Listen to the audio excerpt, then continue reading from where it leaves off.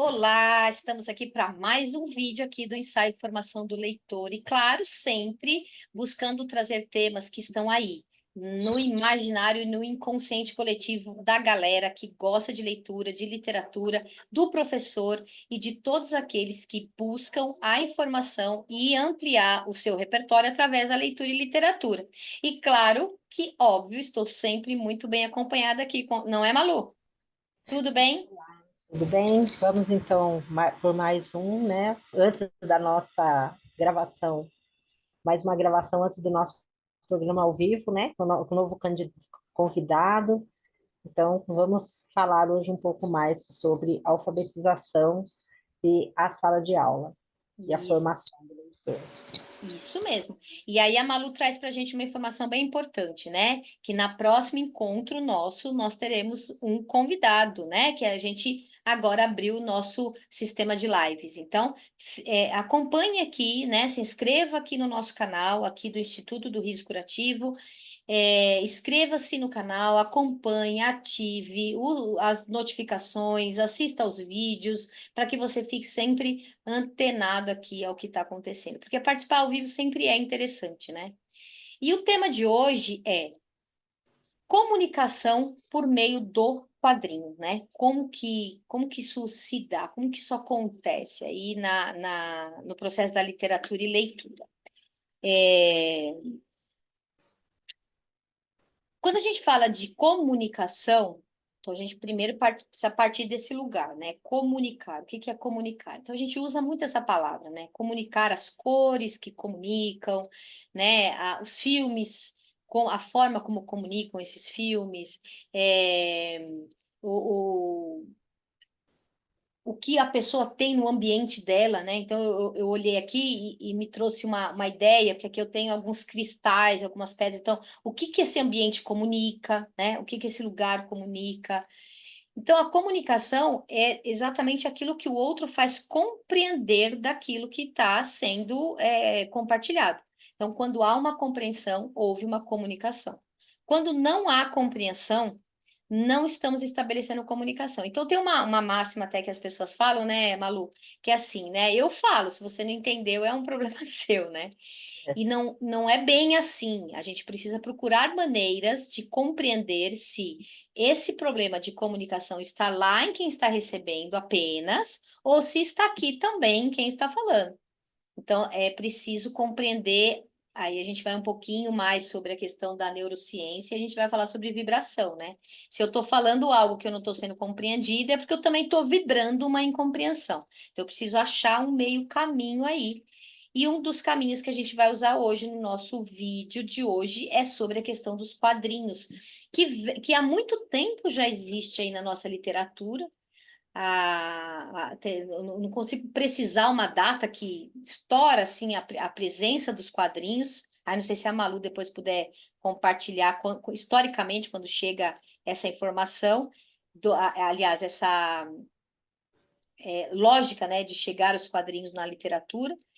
Mas a gente sabe que hoje, no século XX, e agora, no final do século XX, agora XXI, ele veio e estourou e está aí, né, para todo mundo, acessível a todo mundo, às mais diversas faixas etárias, com as mais diversas abordagens. Então, quando a gente pensa assim, em história em quadrinhos, dependendo da idade, a pessoa vai ter como referência a lá do Tio Patinhas, né?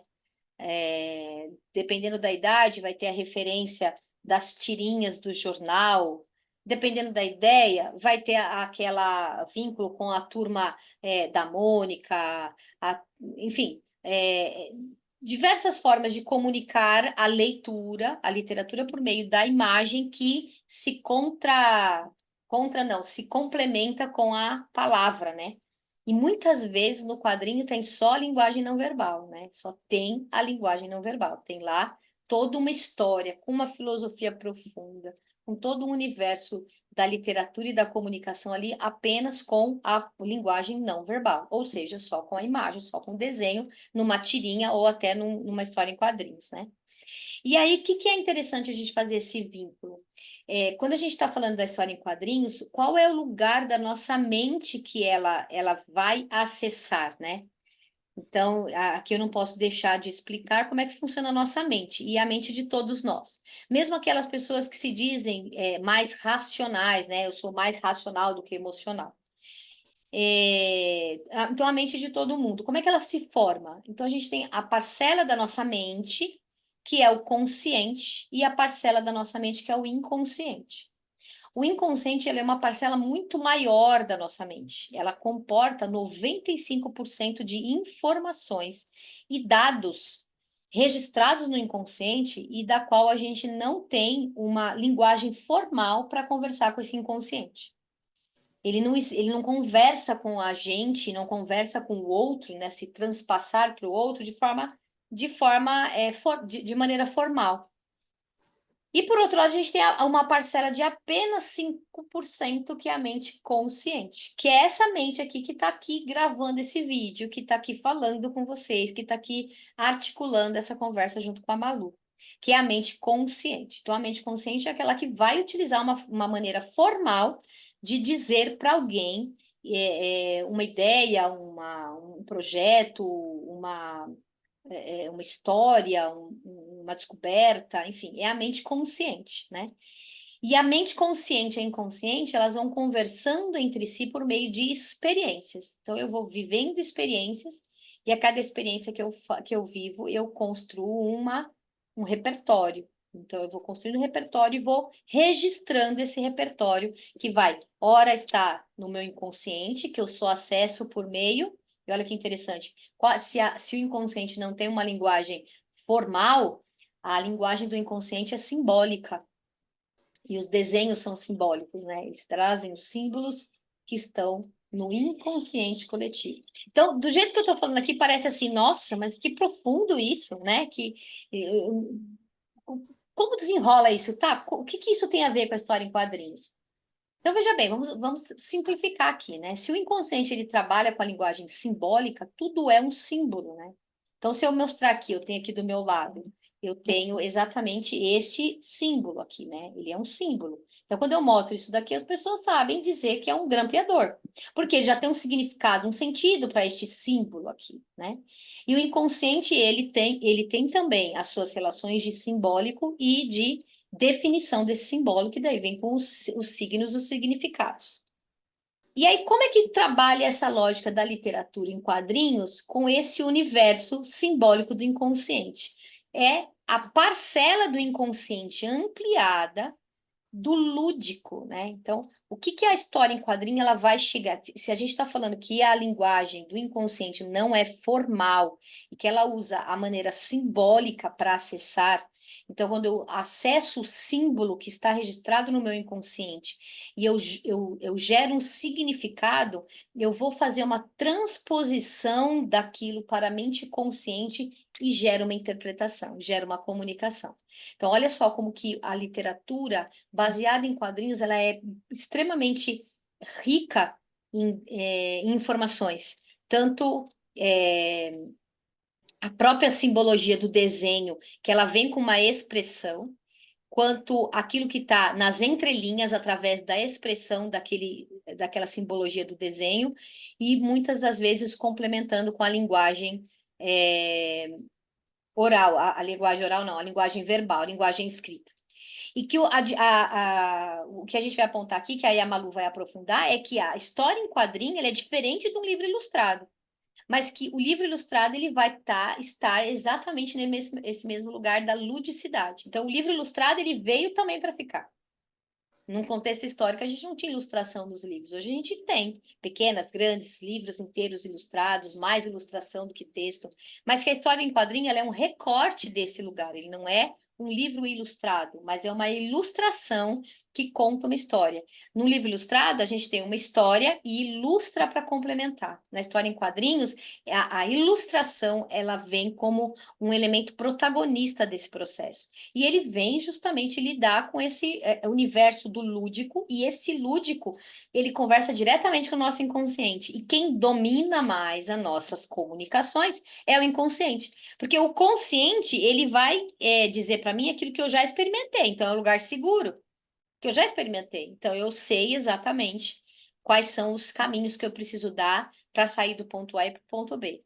Quando eu falo dos quadrinhos, eu vou entrar no lugar dos desejos, que daí é o objeto do lúdico do inconsciente. Então, quando a gente fala lúdico, é uma coisa até que eu presto atenção, quando a gente fala lúdico na escola, por exemplo, que tem essa terminologia, se compreende que o lúdico está apenas no lugar de brincar, né? O brincar livre, ou a proposta, mesmo que sejam jogos dirigidos, aí eu tô trabalhando a ludicidade, né? Aí quando acaba aquele momento de brincadeira, aí eu vou entrar para o caderno, para anotação, aí não é mais lúdico.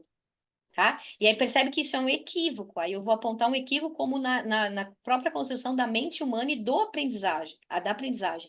Então, se a minha mente inconsciente ele comporta 95% da minha mente, o lúdico, ele tem muito mais acesso a tudo aquilo que eu preciso experimentar para justamente aprender do que ao contrário, do que eu sistematizar primeiro para depois ir para o lúdico. Não, não existe essa matemática não fecha, essa conta não fecha. E é por isso que a literatura e a leitura, ela ganha ainda um papel pequeno, porque se entende que a literatura é deleite. Então eu pego um momentinho só, faço o deleite e depois eu vou para aquilo que é de fato sério. E sendo que a gente precisa fazer essa calibragem e entender que é ao contrário, né? Porque quando eu estou na literatura dos quadrinhos, por exemplo, eu pego uma tirinha e eu vou destrinchando diversas formas de interpretar um assunto qualquer que esteja aí na nossa sociedade. Não é, Malu? O que que você tem para contribuir com a gente aqui? Você tem a data aí precisa ou aproximada de quando a história em quadrinhos chega na nossa literatura? Vamos dizer, ela ser É, instituída, né? tem uma data certa, ela tem um tempo, né? No final do Hum, século XIX, que ela começa a explodir, e ela realmente toma corpo no século XX, no início do século XX, e ela é espalhada para o mundo inteiro. Então, é um gênero que o mundo todo gosta, né, e utiliza desse recurso. E a gente fala, ah, as HQs. Aí outros falam, ah, o gibi. Qual é a diferença entre HQs e os gibi? Nenhuma, né? As HQs, H de história, Q de quadrinhos. Então, só que ela normalmente vinha para um público assim mais voltado para os heróis. Então a gente fala que são as HQs, como se o gibi fosse uma coisa mais infantilizada. É a Turma da Mônica no Brasil é o, né, o que mais nós temos de nosso, né? O Turma da Mônica, mas é o Tio Patinhas, esses outros todos. Outro benefício também que teve para que o gibi pudesse se espalhar tanto e chegar a todos os lugares foi o custo, porque ele é a própria impressão, a produção dele é bem mais em conta, né? E a tiragem é maior e ele acaba chegando em grande quantidade. As pessoas podem adquirir vários exemplares por um custo bem menor, porque o livro ele já tem toda uma outra estrutura para ser feita, né? Com autores, passar pelas revisões todas.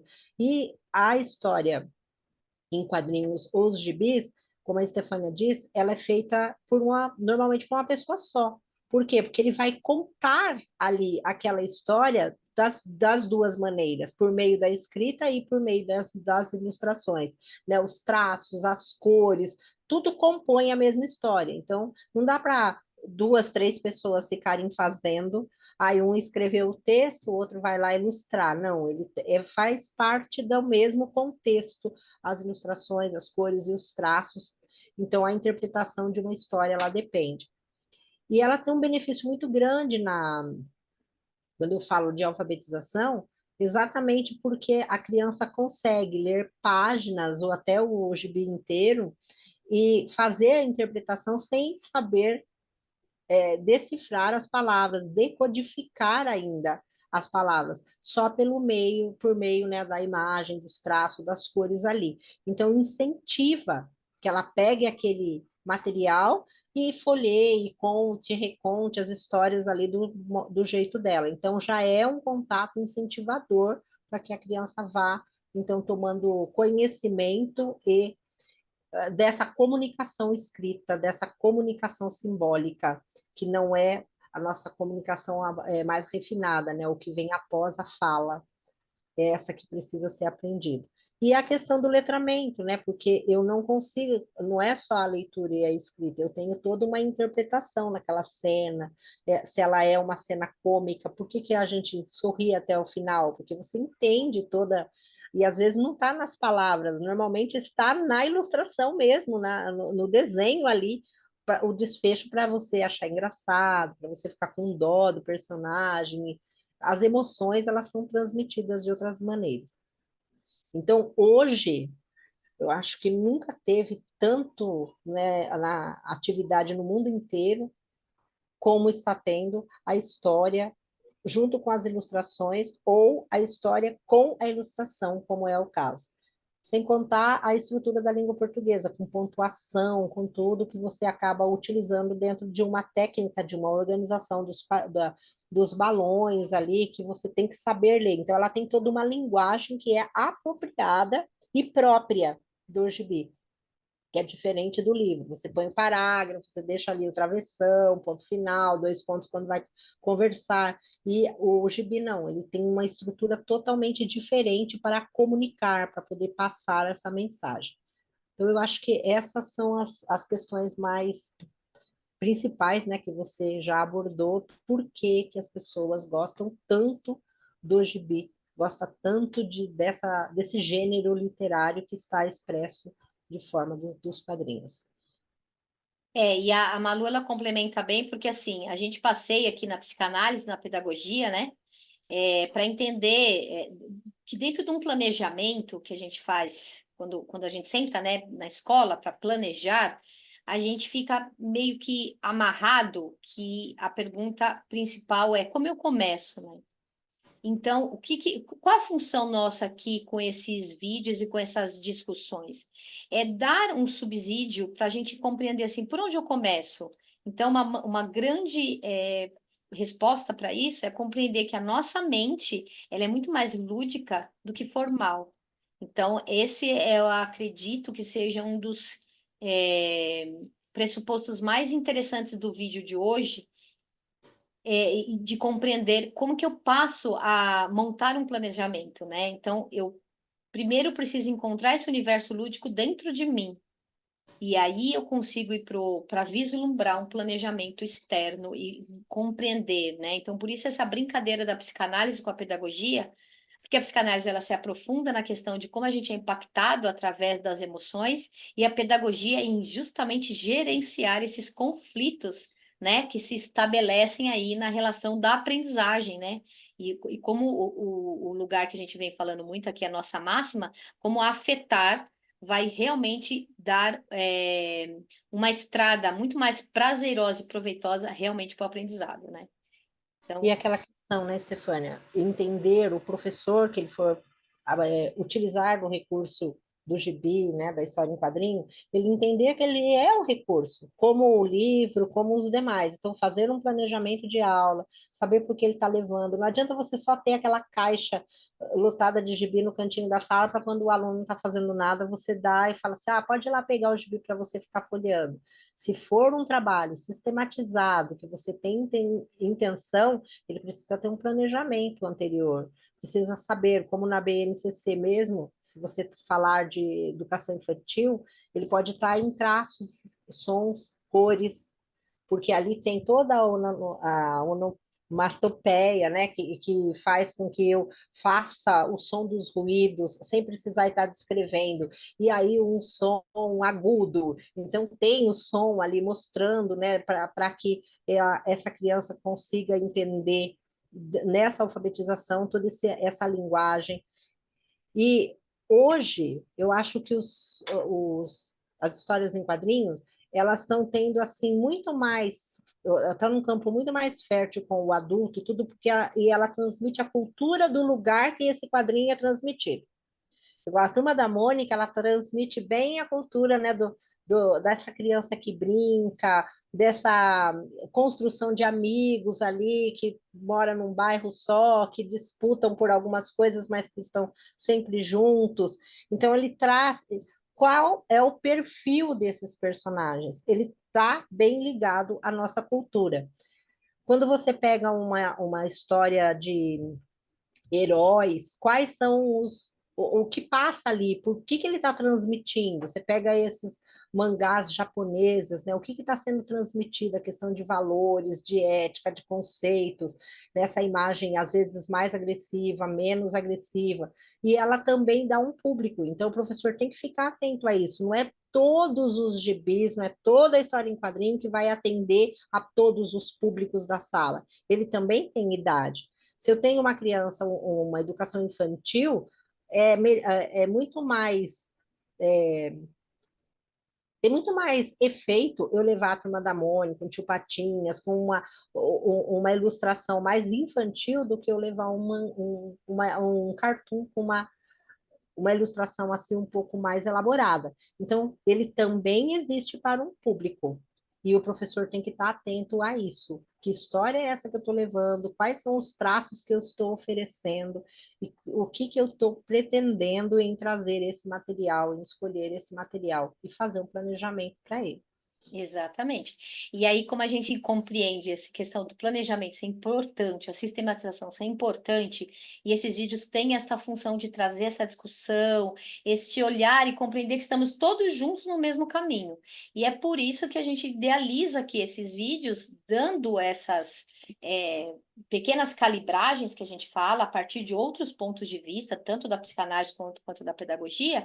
E aí eu vou aproveitar esse final do vídeo aqui para fazer um convite para vocês que agora no dia 24 de fevereiro nós teremos um encontro dentro da Faculdade de Academos, que o Instituto Riso Curativo faz parceria com a Faculdade de Academos, e nós vamos ter um encontro lá de psicanálise e formação do leitor.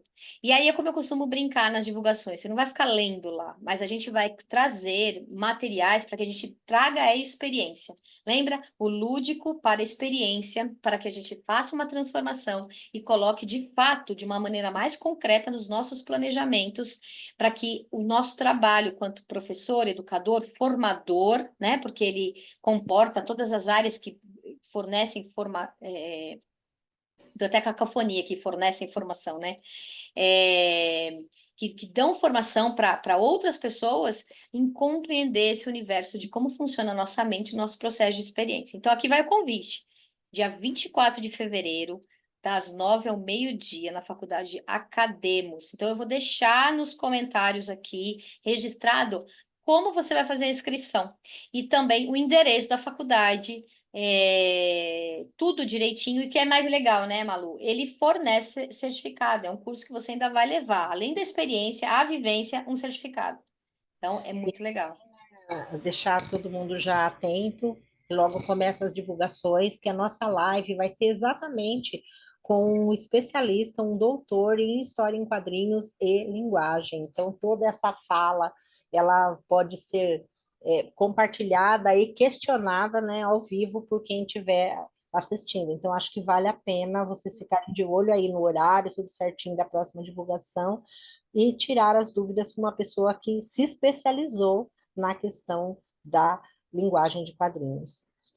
Muito bem, é isso aí. Que a ideia aqui é compartilhar para crescermos juntos, certo? Então, obrigada a todos que assistiram mais esse vídeo. Compartilhe, se inscreva no canal e sejam sempre muito bem-vindos. Muito obrigada. E seguir a página, né, do Riso Curativo para que vocês possam saber tudo que está sendo promovido, os cursos, os vídeos, tudo. A gente acaba divulgando lá, Isso tá? mesmo. Tá certo? Um abração. Até a nosso próximo vídeo.